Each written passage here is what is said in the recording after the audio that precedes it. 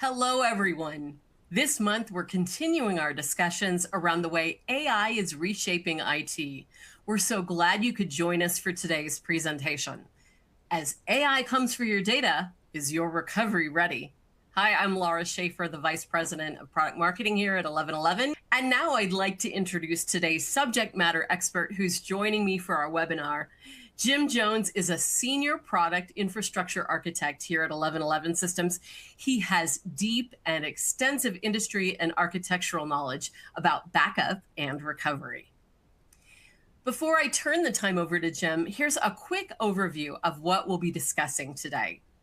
First, we'll take a look at the current state of play with AI with an overview of where things stand. Then we'll look at the ways that AI is putting your data at risk, including some obvious and some not so obvious threats. Next, we'll look at the ways you can bake cyber resilience into your tech stack. And then we'll wrap up with questions and some resources that can help you. Well, we keep saying it. AI is rapidly evolving, and here are some specifics. 9 out of 10 development engineers are now coding with the help of AI.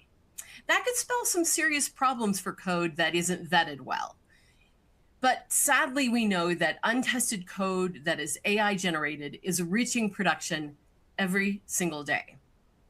With AI, there is also much faster time to completion for writers who are creating content, documentation, and more. And I can attest to this personally. AI is such a helpful tool for coordinating and gathering your thoughts, keeping the page from being completely blank when you start. But now we're seeing so much AI slop in the wild. Again, it's product that's not reviewed and not edited. And as a result, quality and accuracy are on the decline. A lot of organizations have also turned to AI to provide tier 1 customer service, help with research, coordination, and more. Much of this is now automated or chatbots. Unfortunately, sometimes AI is left to make important corporate decisions. Well, the pressure to deploy AI is increasing because of the perceived cost savings. Many companies are pursuing it for bottom line reasons, and those are good reasons. They're looking to improve profitability and do more with less. Basically, they want to get more output without adding employees to their companies. And there's pressure from leaders for employees to make use of contracted AI systems so they can achieve value from their purchases. There is a lot of pressure at play. Many leaders want to maximize the data they already have, connecting the dots, seeing correlations just more quickly. There's also worry that your competitors are already taking advantage of AI to speed their time to market, and they don't want to be left behind. It becomes a problem when people cut corners and rush to market without making sure that rules, compliance, governance are followed. Data is powerful. There is a lot of information that is traditionally taking a lot of time to uncover, connecting those dots. And there are good reasons why people do want to take advantage of this. In addition to historical data, your own collaboration tools have a lot of useful information baked in. And many companies rightly want to find those little nuggets of information, the corporate gold that's hiding in their data, since AI might be able to see those patterns that humans could miss. The bottom line is that AI is an opportunity and a threat, and both can put your data at risk. Right, Jim? Absolutely. And that's something that we have to all be mindful of. You know, in many years in the past, we've talked about IT security, and it's not just for the IT team to actually take care of. This is a full stack, executives all the way through. Every employee has to be aware of what's going on so we can actually have holistic protection for those things. And so I'd like to kind of dig into a little bit about what is the hype, what is the FUD, and then really dig into what happens in between. And so starting, Laura, you did a great job of, talking about what is a lot of the hype and the quote unquote good that we're seeing, and out of the corporate side of AI enablement today. We're also seeing a lot of, here's what happens when it kind of goes wrong. And there's lots of headlines right now. I can't open a social media platform or any of the tech following websites without seeing things like, AWS getting all of their senior engineers having a mandate to review any code that has AI creation, even if it's done by junior engineers. Their senior engineers have to read off on it. Or McKinsey having their own AI platform that was created by AI to provide AI to the company, and then got attacked by another AI to find the holes and get access to all of their historical information. And finally, the actual person at Meta in charge of AI safety actually had it go through and as it gave it the simple task of, hey, let's clean up my inbox a little bit. Its version of cleanup was delete everything and then nuke all the, everything out of the recovery bin as well. And so there's a lot of stories along those lines, but talk about where are the big things? Where should you be focusing? We're talking about what are the threats that AI is creating, and they're not just hackers, although that's a conversation to be had.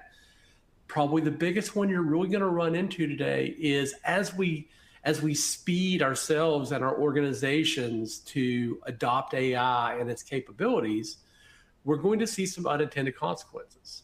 Okay, so as a corporation, as an organization, one thing we want to be mindful of is the AI stuff is happening. Whether I've got a corporate mandate or a corporate AI platform that I'm using, or I've got other people within the organization that are using shadow AI, if you will, going out and getting their own Claude subscription. That thing is happening.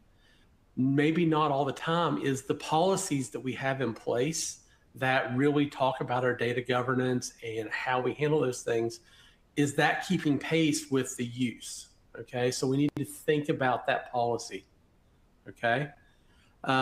Another thing we need to be mindful of that is a very real threat of trying to go fast and do things is AI as you tell it to go to a task. So if we're talking about the cursors, the Claude codes, the codexes of the world that are actually out and trying to write code or trying to do tasks, even like a co-work kind of situation, if something doesn't go exactly right, the AI wants to be a nice, self-sufficient, self-starter type of employee, if you will, and it wants to clean up after itself after it makes a mistake. Well, in many cases, or in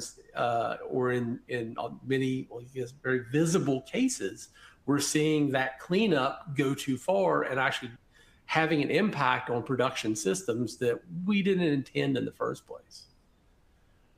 Another thing you might have been seeing here lately is the talk of the autonomous AI type of systems, things like OpenClaw or NVIDIA's recently announced NemoClaw. These are systems that design that you run the AI natively within its own computer and you take that quote unquote human out of the loop where the AI is allowed to go. It has its boundaries of you have this much money to spend or you have this account that you can use to use up tokens and things like that, but go do what you will, but we want to accomplish this end goal and don't bother me until you've done it. That's great. That's a wonderful thing and maybe a very interesting furtherment of technology. But when we take that human out of the loop, what we do is we take out the controls that go with it, or many of the controls. So it's a thing to be mindful of. And finally, we talked a little bit already about the shadow deployments. Okay, so whether you know it or you don't, you've got AI working in your organization probably today. It can be as low risk as somebody using AI to write blog posts or create PowerPoint presentations. Pay no attention to what you're seeing on the screen. That had nothing to do with this, I swear. But it can be as far as, creating code that goes into production systems, and you need to be mindful that that's there and maybe not try to bury yourself from that fact that it's probably happening. So we talked about, so that's the good ideas and how those kind of things happen. The even further ideas is as we go and try to do all the needful things, okay, we really want to do corporate IT. We want this to be an enabler for our organization. What we have to be mindful of is, while the AI is a new thing and it's looking at this as kind of a greenfield situation, your data and your company and your organization itself is actually probably very, very brownfield. You've got years of technical debt that, whether you meant to do it or not, have probably created situations where you may, once you point AI at it and that can go through and have full visibility of things, you can create data leaks, okay? One that we always kind of think about is things like a SharePoint, okay, and it going through and, that SharePoint site that you've used for years that was a file server before that. The permissions never quite got set right, but, you just kind of lived with it. Well, now all of a sudden, AI has maybe access to an HR folder that you didn't think about. As you look at how the AI is going to integrate into those SaaS applications, okay, are those SaaS applications, there may be an MCP server or model context protocol server there that can act as a go-between between your AI system and that SaaS application like Expensify or ADP or something like that. Does it have all the controls in place to ensure that, I, as Jim, an employee of a company, can only see the information that relates to Jim as an entity in that SaaS application? You got to make sure that those integrations work correctly. As we talked about the SharePoint with ACLs, okay, and making sure that the data is scoped and that we're not going to leak privileged information to people that shouldn't be able to see it. As we think about data classification, okay, at a bare minimum, let's think about tiers of our data and ensure that AI is well scoped to say, okay, here is some general purpose information, but here is our crown jewels. Maybe here's our secret server. Let's ensure that that AI server has no capability to get into that thing that's holding all your credentials. And really what we need to get down to at the bottom is we need to make sure that we are building our compliance based on trust, not just the detection or enforcement, and we'll talk a little bit about where this kind of come into play. So some real world examples of this, so we kind of already hit on a couple of these. Those SharePoint folders marked internal, but they can be crawled by AI. API credentials may be being hard-coded into an AI deployment script. So that MCP server, they have a configuration file that has a hard-coded API credential that now exposes that to the world. That read access to those HR systems. And again, there's SaaS AI tools syncing with company email and now being able to get context to more than was intended to start with.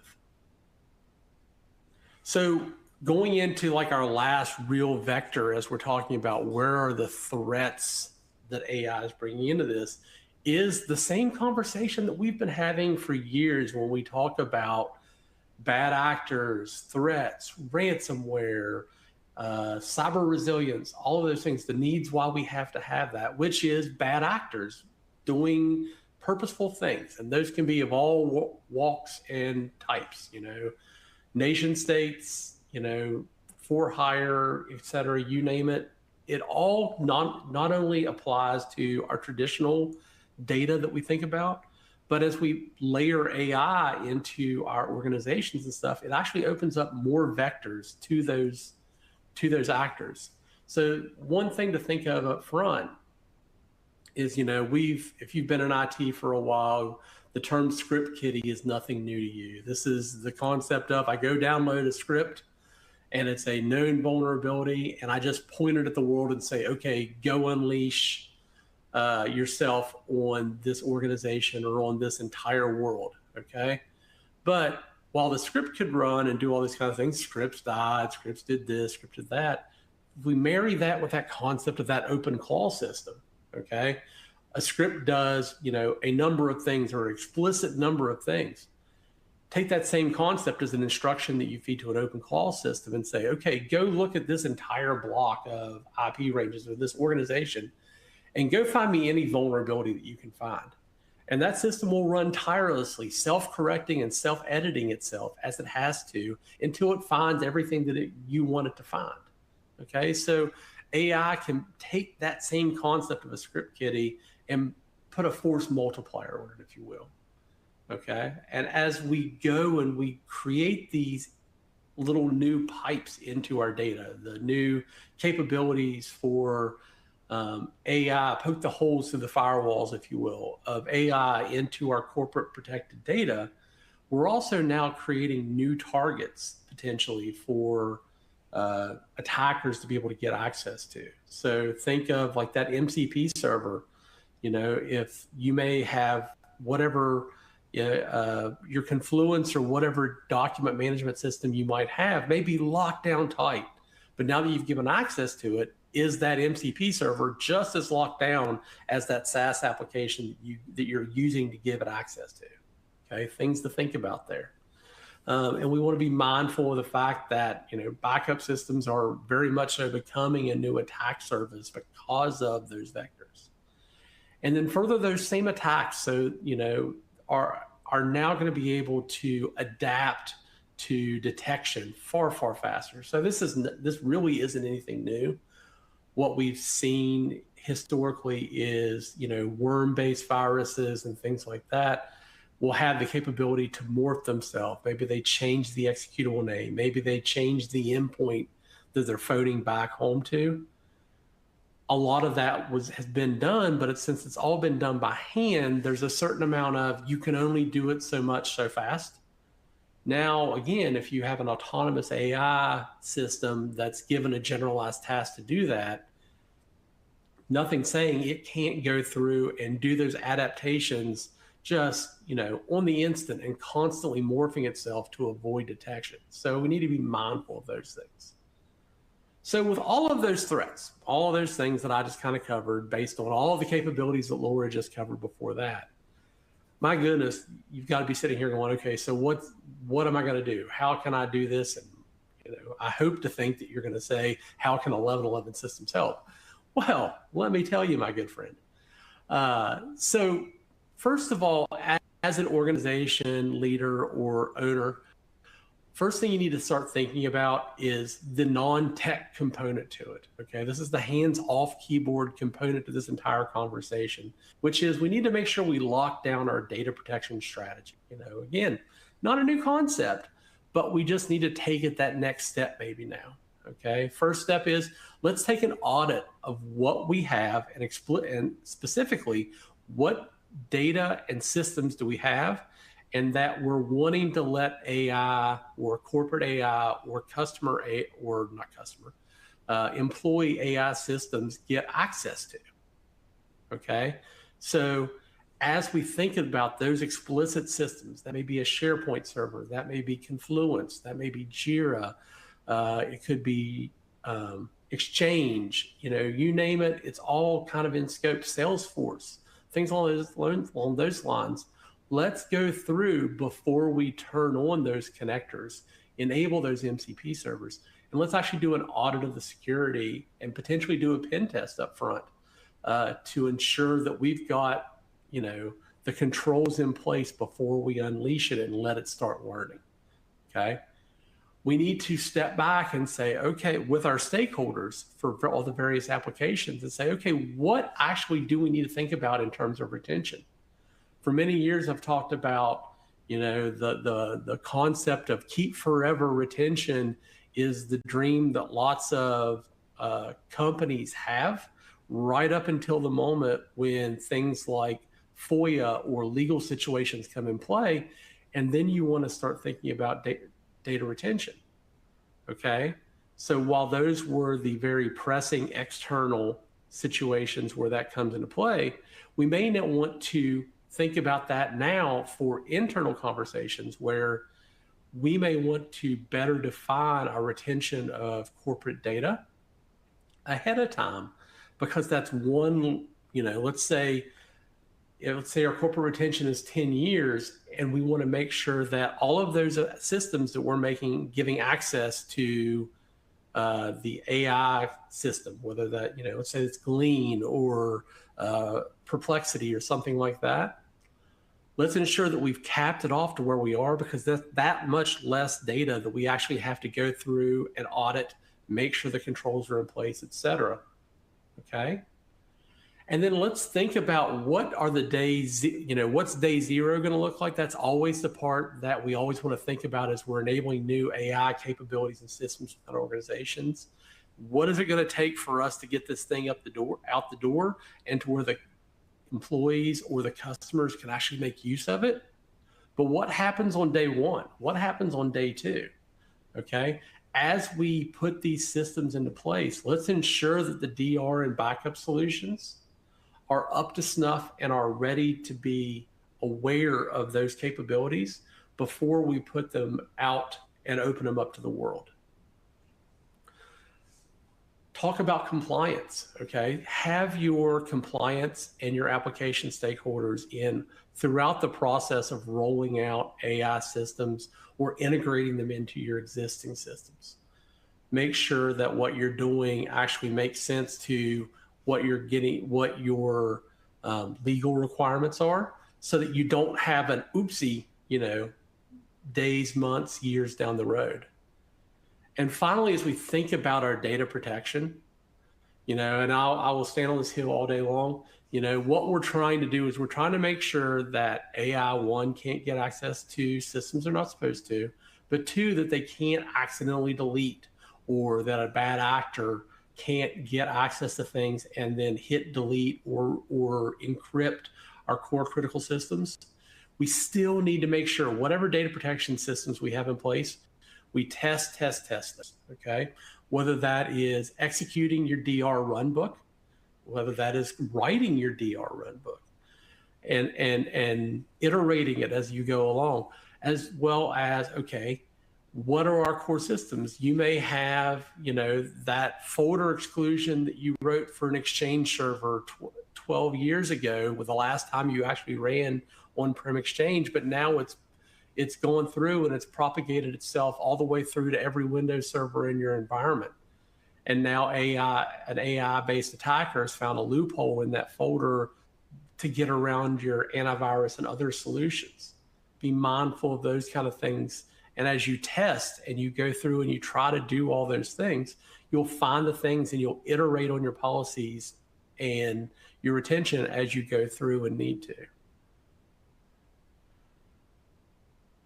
Next, we want to make sure we protect all that production data through access controls. This is going to be what happens on the back side of that audit, okay? In a perfect world, on an audit, you're going to go through and say, okay, show me, go through and let's take a persona from each of our different organizations or our different, I guess, employee types, if you will, or even external entity types. And let's go through and try to iterate it through as many different silos of our data as physically possible. Once we find those things, and again, I call out some primary offenders here, and I always like to call out SharePoint because it's frankly one of the easiest ones to kind of mess up. But things like your ERP and your finance systems that might have legacy APIs versus the more modern ones.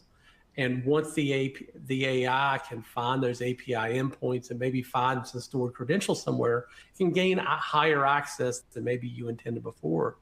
Or, let's say you have the very common practice of, as an employee offboards from the organization, you export that employee's mailbox to a PST file and store it in a folder somewhere. Well, now the AI integration can go through and iterate its way through those inboxes, and poof, all this old mail that was there forever and ever and ever is now exposed and searchable in a very easy and common way. So those are some offenders that we're thinking about. But as we think about how do we put those controls in place, this is very hand wavy, but zero trust is the way for everything. For any new system, especially that you're going to put into play, let's start with zero trust. You only get access to the things that you need access to when you need access to them, okay? That may be a network this over here. That may be a folder over in this other place. Maybe you get read only or you get write access to other things. Keep that in mind. As we start to roll out those MCP servers and API gateways to allow the AI integrations access to our corporate data, let's ensure that we put logging in place as those things go in, instead of let's rush to get this thing into production and then we'll backfill with logging or maybe monitoring. Let's build that into the plan as we put this into play. That way we can watch and know when we have something inadvertent and start to recognize what does a good query look like, so that we can flag things that maybe look bad, even if that just means that we're going to flag them now and block them in the future. Okay. Tie that into your real-time monitoring. Look at what your data access patterns are. This is really going to come into a lot of the scope here. We need to make sure we have good data about the access of our data. Really, I'm saying this over and over again at this point, but it's worth harping on, and just verify that access at each turn. Finally, we talked about data protection and backups a little bit. And, if you've watched a webinar that I've done before, you've probably heard me say most of these things, but it's worth saying again because it's going to become more impactful. It may not be an attacker that is using AI to go through and hit your systems. It may be an SRE that's doing work on your production database systems that is using AI to handle updates of those database servers. And if it fails, it issues a Terraform destroy and then actually destroys the virtual machine that database server is running on, or the database that it's running, that you're using. Okay.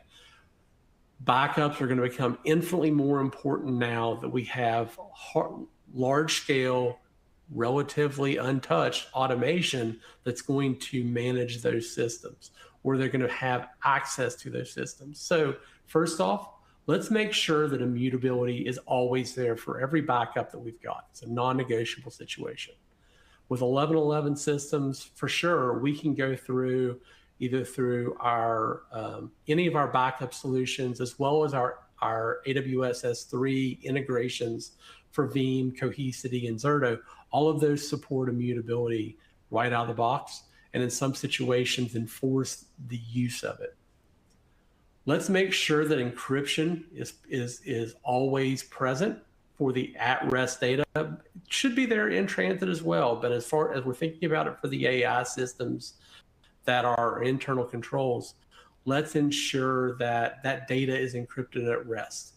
Okay, if for some reason you get an integration from AI to your backup data, you don't want it, again, not being able to make use of the controls that you've created a screen ago and be able to bypass that and expose more information to your employees, potentially customers, or attackers really, than you expect to. Okay. We're going to be creating more infrastructure. We're going to be creating more data much, much faster. Okay. It's probably going to be faster as our teams and our capabilities expand. The ability to create data is expanding right along with it.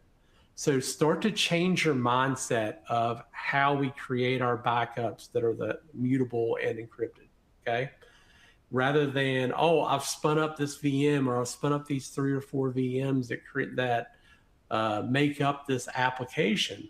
It may be we've got VMs coming and going on a couple-day basis because they're running particular tasks or doing these particular things.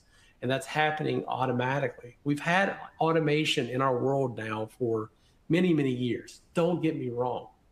But now we're going to have automation that's effectively controlled by other automation that's going to think for itself in a certain situation, in some cases. Okay, I don't want to be doom and gloom, but what I'm trying to say is let's look at things like tagging in our clouds, okay, tagging resources. And as we tell Claude, put it in our Claude MD file and say, anytime you create a resource, let's always include this tag on that resource, regardless of what cloud I've deployed it in. and then make your backup systems aware of whatever that tag is, so that the next time that backup job runs, it'll dynamically grab those systems and put them into the backup policy that adheres to your retention, so that we know that those systems are protected, even though me as a sysadmin may not know that that system was created today. Okay. We also want to make sure we're replicating that data across multiple regions. This is for many, many reasons, but let's say we've got an issue in one region of a cloud, but the other one's not having that issue.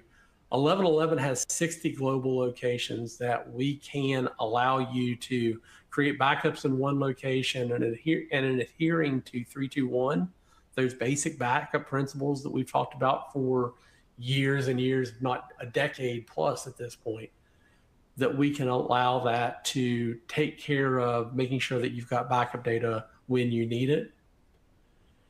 And finally, and I've already said this once, but I'll say it again, those DR systems, those backup systems, those secondary sites that we're deploying for those redundant systems, as we teach the AI how to do what it's going to do for us, or if I'm the director of AI for my organization, make sure that we go through and we're mindful of whatever those locations are, make sure that they aren't in the scope of what AI can see, because we don't want it learning from it, and we definitely don't want it taking any of those things down. And with that, that's all I've got for my content today. I'm going to hand it back to Laura for a second to get into some backside information. Thanks so much, Jim. We do want to make sure we say this. Jim mentioned several times, we can help. But no matter where you are with AI, whether you're still trying to wrap your head around it or are already fully implementing that AI strategy, we can help. We can help you with AI-enabled infrastructure you need, or figuring out where you want to be with your strategy. We can help you now. We can help you in the years ahead. We can help you assess your existing infrastructure and design what you need, and help you plan it, install it, test it, support it, and manage it. And we can help you take advantage of advanced AI technology as you move your workloads to our advanced VMware-based infrastructure. I just want to highlight that because we are a global company. We have many points of presence and decades of experience doing these types of things. We also always say, don't just take our word for it. The industry has awarded us and continues to award us for our expertise. And this has been going on for years. Here, I'm just showing you a handful of the many accolades that analysts and others in the industry have honored us with. So take that as an extra check mark supporting that we do know what we're talking about. And finally, as we take a look at your questions, one quick thing I wanted to highlight today was that AI, as Jim said, it's now part of cyber resilience on both sides of the table, both sides of the equation. We recently had our first ever global cyber trend survey, and we published it with our first ever cyber trends report, coincidentally. Well, if you follow the QR code and download the report, you can understand the true scope of cyber attacks and how they're affecting your colleagues and other people in the industry. It's really good information to have. And no matter where you are with AI, whether you're still trying to wrap your head around it, as I said, we can help with that strategy. We have a way to assess that with our consulting team, and we absolutely want to help you figure it all out. And a great place to start that is to take our global cyber trends assessment, just to get a baseline, figure that all out. And then you can come back to us and have a conversation with our consulting team and figure out where the gaps are, and maybe help you get started if you're still trying to figure out, where do I start in all this? This is a great place to start, and then we can help you take the next steps. So, Jim, We did get some questions in, and let's see. Let me look at this first one. If an AI agent gains unauthorized access to a database and exfiltrates customer data, how do we prove what was accessed and when? And how does backup immutability protect us during a forensic investigation of that cyber attack? So I guess the way to put it is it the exfiltration. Okay, what we need to do is we have to have our controls in place first. We have to have that data access logging there. That's what's really going to give you access as to who or what accessed what when. Okay, where the backup immutability is really going to come into play for that forensic investigation. So under that use case that we talked about of the AI enabled attacker, let's say you've had, the ransomware event, everything's encrypted at this point, which is very much so a thing that does happen. Those immutable backups not only are going to let you get up and running, but prior to that happening, we can leverage those immutable backups along with all kinds of new security capabilities are coming out, like Yara scanning and things like that, to work with the cyber incident recovery teams, such as 1111s, to be able to go through and identify where did that attack happen? What is that executable that's actually doing the encryption? So that as we restore those systems, those immutable backups will be pristine. They cannot be deleted. They're going to be your source of truth as you go forward, and use those both during the investigation of where did this happen. You do the cleanup, you put them back into production, and then have that as, here's the report from what happened and here's what got released. Does that make sense? It makes sense to me, Jim, and I, as head of product marketing, really appreciate that little plug for our cyber recovery program and platform. You are very welcome. I have to say it's a comment of love, as well as who my employer is at this point. It's one of my favorite things that we do. That capability to go through and do that clean room-ish style recovery, if you will, where you actually go through and ensure the data is clean, give forensic operators a place that they can work, and then directly guide that into a return to production is a real differentiator in our capabilities. Yeah, virtual clean rooms like that are really important for many organizations who can't afford to create their own clean room. Here's another question around retention and risk. I think we've all dealt with something like this. This person asks, our compliance team requires 7 years of data retention, but our security team wants to delete older data to reduce our AI attack service. How do we reconcile those conflicting mandates? So I will tell you, so in a previous life, I was a small business sysadmin for many years. And then I was also a senior sysadmin for a state government organization that had to deal a lot with financial information. And this is a very common problem. It's one that we're all going to run into, especially in the modern day, where cyber risk insurance companies also get themselves into that mix and that conversation. But this is what I will refer to in the computer world as a layer 8 problem. Okay, so this is where we talked about on that slide of where can 1111 help you, which is we can help guide you through creating the compliance and the policy-based data protection that you need to do. You interface with, in this situation, you've got the security team wants one thing and the compliance team wants another. You're also going to have stakeholders for various applications. You may have external entities. Think of where I was talking about the financial information. Maybe that's a mortgage company, and whoever that provider is underneath of it requires you to keep that data for 25 years. Okay. What you have to do is go through and have maybe a guiding hand that's going to help you. Let's take all of these different constituencies that are a part of this conversation, and without touching a keyboard first, to go through and decide, okay, really, here's where we're going to hit our middle ground of how long we can keep this data and what it's required to do.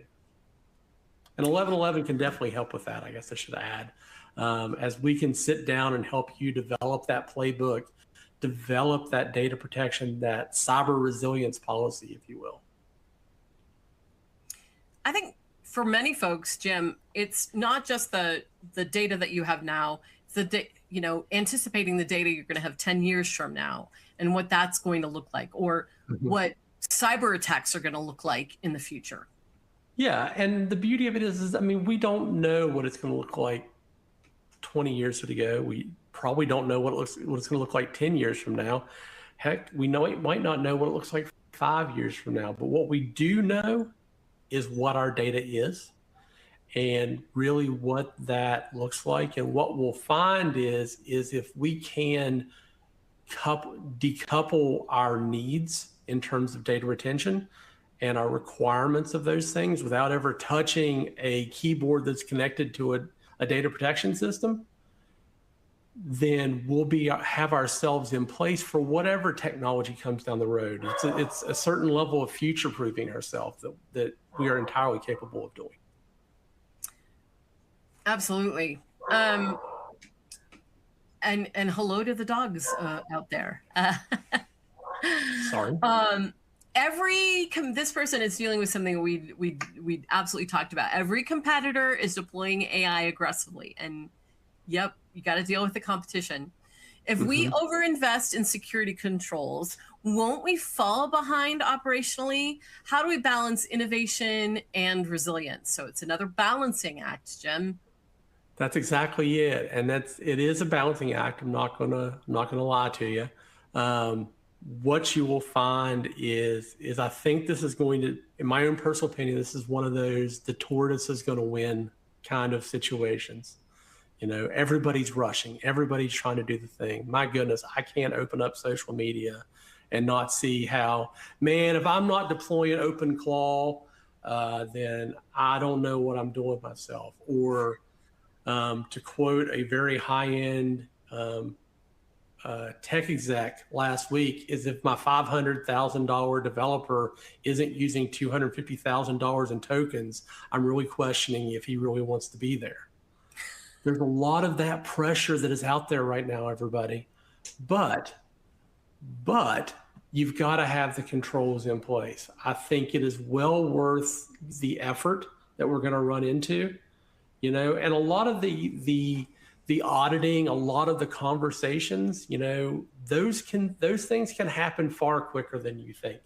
You know, this doesn't need to be a years-long conversation. We can definitely get the ball rolling and get things started and start doing a staggered access to these core data systems and things like that as we get into it, and iteratively, excuse me, that's hard to say. Give access. Yeah, it is a hard one to say, especially when your mouth's dry. To give that access to those capabilities as you go along. You know, you clear out, you know, let's say you go through and you audit SharePoint, give access to that. Do your easy wins first. You know, it'll be a lot of your more SaaS-based data platforms have already taken these things into account. So you'll be able to iterate yourself through those very quickly. So it's definitely mindful to make sure that you stay up with the competitors, but it's very doable to do so while still being mindful of the security, the resilience, and the exposure of your information to all parties involved. And I'm going to let you take 10 seconds to get a sip of water while I ask this next question. It's about something we talk about a lot, which is testing. And this person is asking how often they should test their DR plan specifically for AI-driven threats. And what does a realistic incident response look like when AI is the attacker, not just a tool the attacker's using? That is a good question. And so I'm going to answer the second part first, which is we don't know. I mean, that's the thing is those systems are, so definitely the protection, you know, as we look at all the layers of protection that we put in place. There are things that are going to be bedrocks. There's immutable backups, there's encrypted backups. Those things we know are going to be nice and steady and long-term things. We look at things like our XDR and our EDR systems. Okay, those things need to evolve with new capabilities on a daily basis. And the 1111 SOC, managed SOC capability is on top of those systems, and they can be watching for those attacks as they actually happen. I will say that that is their full-time job. So if you are not in your organization, not in a situation where you can dedicate that full-time job to watching those things, it's a good idea to start looking for companies and capabilities that can do that for you. And that's what you're looking for to see those attacks, okay? Firewall, baseline thing, always make sure you've got all your firmware, you're staying up on the security vulnerabilities. I watch a bunch of different channels for those things. And that is, again, we want to make sure that there's security enabled devices that are that third layer of the protection of our systems, are aware of all of the attacks that AI is creating, but also what it's accessing. The reality of it is an AI system creating attack, you're not going to see a thing that says, oh, this attack is AI. It's not going to come with M dashes or boldface type in the, in the code. Okay. We're not going to be able to identify it that way. Okay. It's going to look like another human, but what we'll see is we'll see things iterate faster, which just means our tooling has to be able to work faster and our monitoring systems have to be able to work faster. Now, back to the first part of the question, which is how often should I test? Okay. A lot of this is going to be compliance mandated. Okay. So as a general rule of thumb, I always think once every 6 months, you should have at least a core application level test, which means, let's say we've got a 3-tier application that does all of our financial information, or another one that does all of our CRM information, another one that does maybe our messaging platform or other core critical systems. I want to go through every 6 months, no matter what, and go through each of those stacks, try to do a recovery of those stacks, see if I can interact with those stacks. That's often a thing that gets left out is, oh, can I turn the VM on from the backups and can I turn it back off? Yes, you can. When you turned on those VMs and you try to log into the application, did anything come back? That's an important facet of that should happen. And that should happen at those application levels. And then once a year, one of those 2 tests that you're doing should be a all systems down over a weekend. We've actually gone through and done that. So that sounds real hairy, especially if you're a bigger, more diverse situation. Again, this is one of the situations, not to, toot our own horn, but 1111, we're really good at that. We've been doing this through many, we're made up of a bunch of different companies that have been acquired or merged, assimilated into the Borg over the years. Many of those companies have had a big, vast, and long history of doing those types of tests and helping you get through them to know here's what to look for to know that that's actually happening.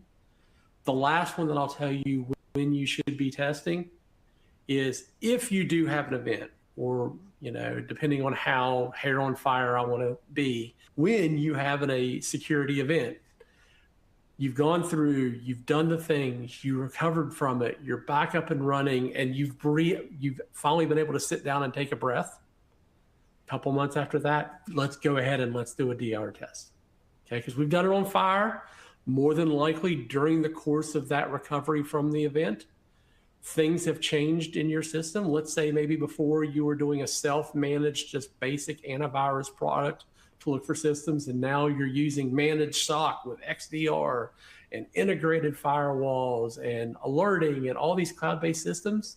Now that you've got all these new things into it, let's run a full system test a couple months after the fact to ensure that you've got all those new things squared away, because testing is not only to make sure that you can come up, the testing is also so that you could iterate on that DR runbook and ensure that when the plan has to happen in anger, that it knows all the things that it has to be able to do.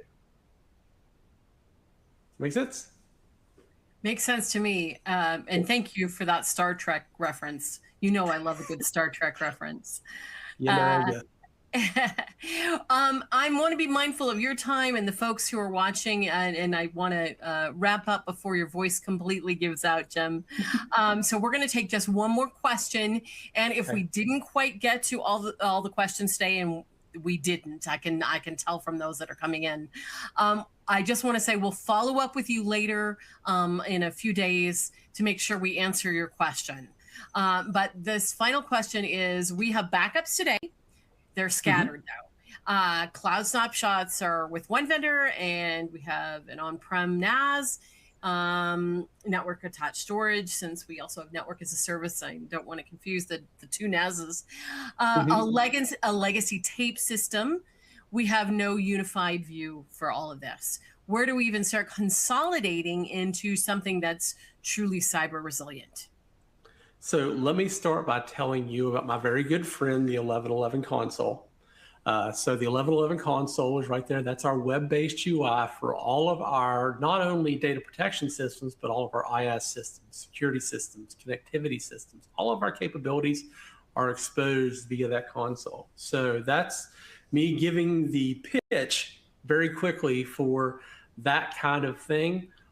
What I will tell you is that we've curated a best of the breed of data protection vendors that we work with, okay? And they can incorporate things like managed on-prem backups or legacy tape systems, as long as they're managed by the same application. And as those things are managed by us, or maybe light managed by us, we can expose those things through console. So that's really where I would point to is, let's say, you're a Veeam customer, because I'm kind of a Veeam fan, if you will, among other things. You've modernized and you've gone to, a Veeam hardened repository on-prem, and then you're using 1111's S3 repositories through the Cyber Vault for Veeam capability to get your off-prem in that nice, immutable, encrypted form, okay? Once you have those hooked in and you're getting your rental licensing from us, all of those backup servers are going to be exposed through our console, and you're going to be able to watch and manage all of those jobs and see all that retention in one place. That's not just a Veeam conversation. We have the same kind of conversation for Cohesity. We have the same conversation for Zerto. And if you have something else that you're using today, then give us a call. We'll start a conversation and see how we can help you get to that unified plane of management so that you can make that data protection manageable. Awesome. Thank you so much, Jim. I do want to just put in one more plug for our cyber trends report and our assessment that you can also take. Definitely reach out to us, check in with us, and we can help you manage it all. On behalf of everyone here at 1111 Systems, thank you so much for joining us for today's presentation. We'll see you next month.